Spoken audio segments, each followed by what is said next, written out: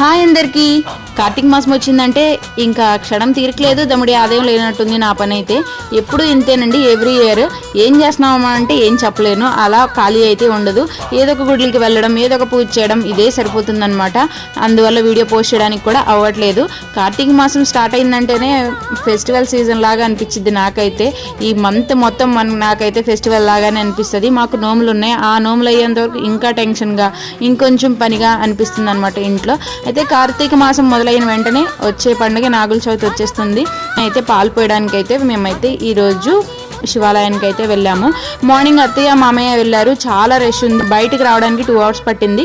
మీరు కొంచెం లేట్గా వెళ్ళమంటే మా వారు దాన్నే ఛాన్స్గా తీసుకుని ఇంకా లేట్ చేసి 10:30కి అయితే 11కి తీసుకెళ్లారు. అక్కడి నుంచి మేము ఇంటికి వచ్చేటప్పటికి 2 అయిందనమాట. అక్కడ శివాలయంలో శివుని దర్శనం కూడా చేసుకుని ఇంటికి అయితే వచ్చేసాం. మీరు నాగుల చవితి ఎలా చేసుకున్నారు కామెంట్ సెక్షన్లో కామెంట్ చేయండి. వీడియో నచ్చినట్లయితే లైక్ చేయండి.